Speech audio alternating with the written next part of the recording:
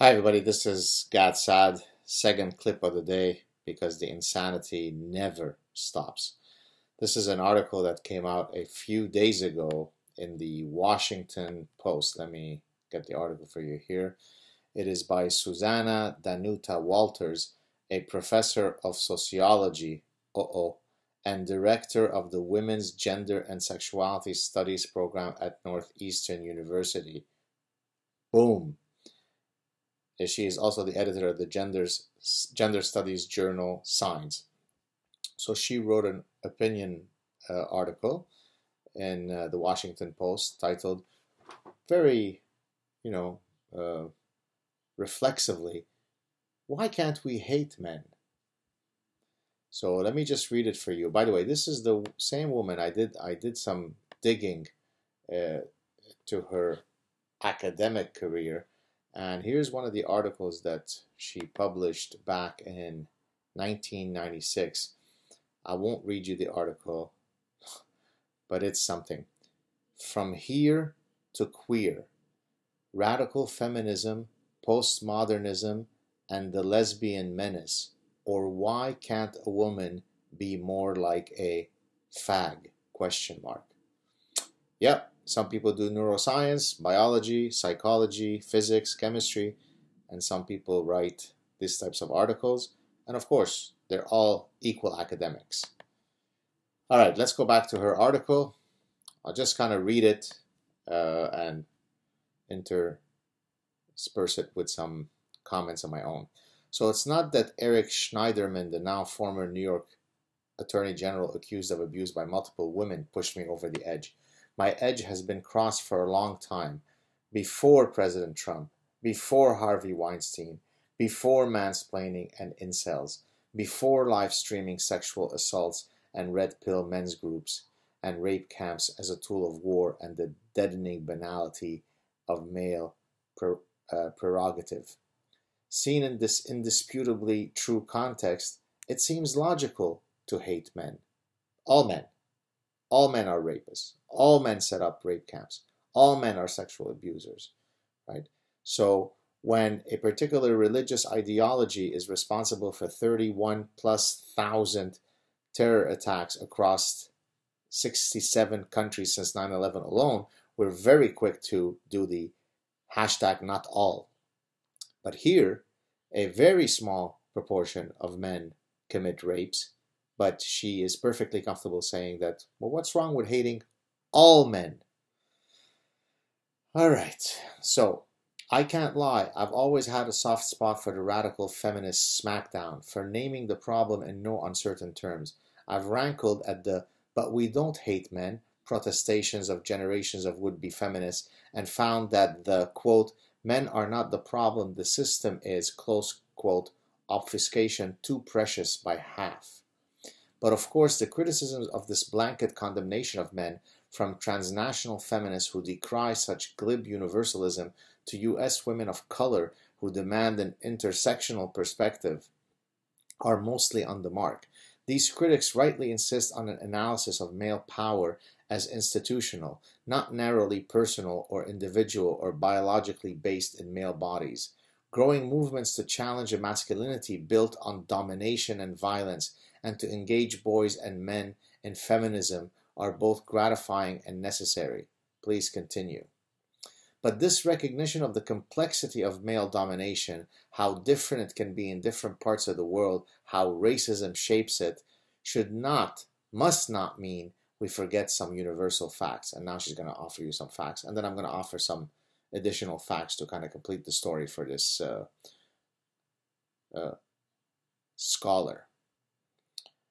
Pretty much everywhere in the world this is true. Women experience sexual violence, and the threat of that violence permeates our choices, big and small. In addition, male violence is not restricted to intimate partner attacks or sexual assault, but plagues us in the form of terrorism and mass gun violence. Women are underrepresented in higher wage jobs, local and federal government, business, educational leadership, etc. Wage inequality continues to permeate every economy and almost every industry. Women continue to provide far higher rates of unpaid labor in the home, example, childcare, elder care, care for disabled individuals' housework and food provision. Women have less access to education. Well, depends where you mean. I'll talk about that in a second. Particularly at the higher levels, women have lower rates of property ownership. Let's add a few more sex differences. Men globally commit suicide at a rate of 3 to 1 to women, meaning men commit suicide 3 times more than women do globally. In almost every country that's been studied, men commit suicide more than women do.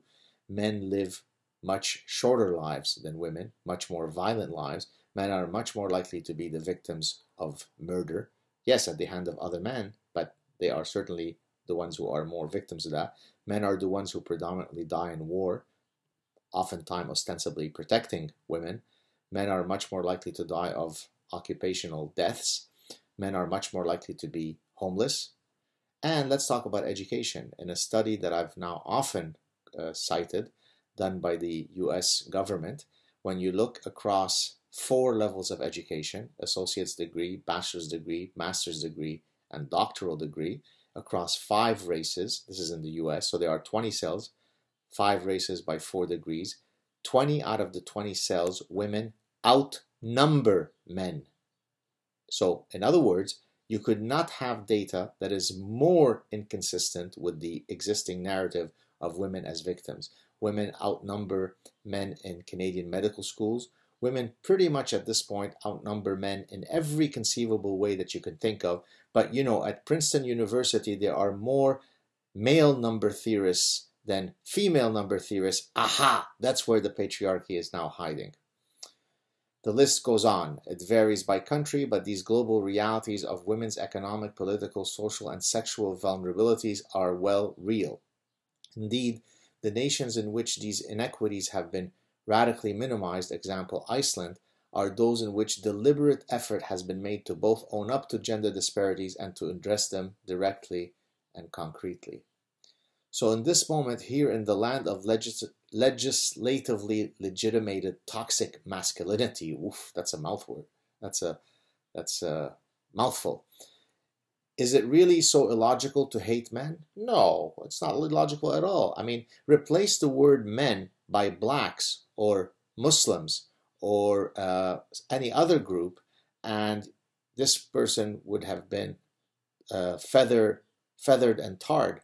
But if she accuses all men, if she says it's okay to hate all men, well, she's just a progressive feminist who's a professor of women's studies.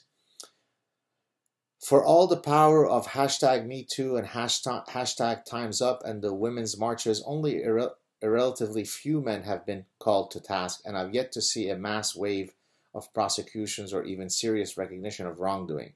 On the contrary, cries of, quote, witch hunt and the plotted resurrection of celebrity offenders came quick on the heels of the outcry over endemic sexual harassment and violence. But we're not supposed to hate them because ...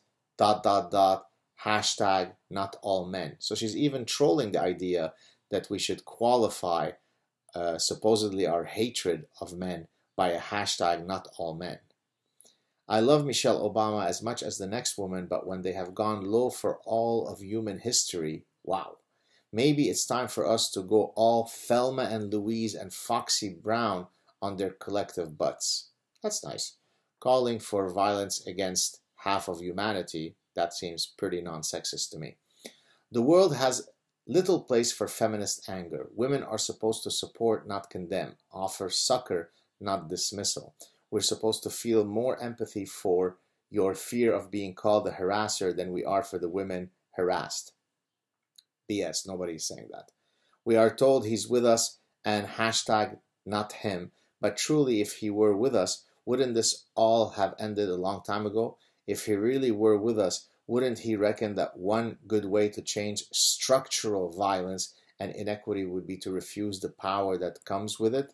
Which power is that? The patriarchy?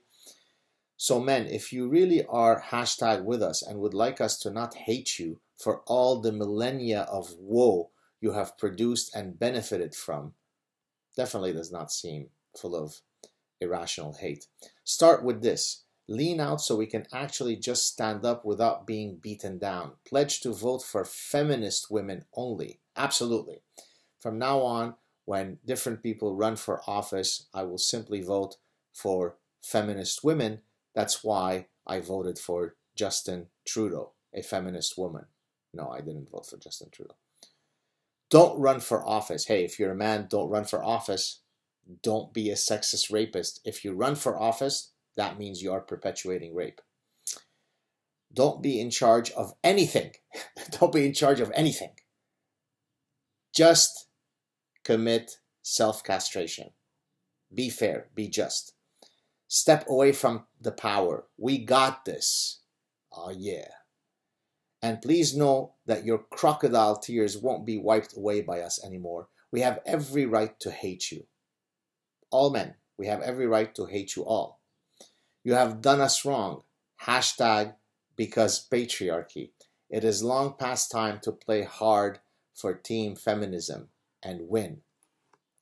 Now again, imagine the mindset of such a person who feels sufficiently empowered in today's zeitgeist to write such a profoundly hateful message. Just imagine, flip it. Imagine if a male professor were to write something similar about women. I mean, pointing to other things that women, of course, men are more violent. Of course, men are the ones who commit greater number of sexual assaults.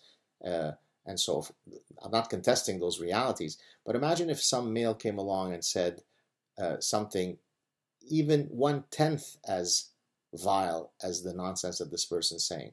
Imagine if someone were to argue that because of what some members of a group do, we should condemn all members of that group. And usually it is the progressives who argue.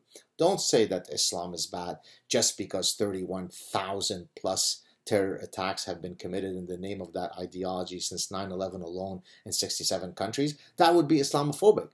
But when you have a very, very small group of men who are vile human beings, who do commit violence, who do rape, who do all sorts of horrifying things, it is perfectly reasonable, according to this schmuck, this enemy of reason, this naturally lobotomized, hateful fool, to accuse all men, to hate all men, to say all men should no longer go up for office, all men should step aside, all men are to blame. And that is permitted. That is allowed. Well, as a matter of fact, it is allowed. In a free society, I have to support her right to be a vile, hateful, disgusting, sexist pig. How is that for stepping aside, doctor? Oh boy, if we don't fight back against this, your children will continue to be polluted by these cancers of the human soul. Cheers, everybody.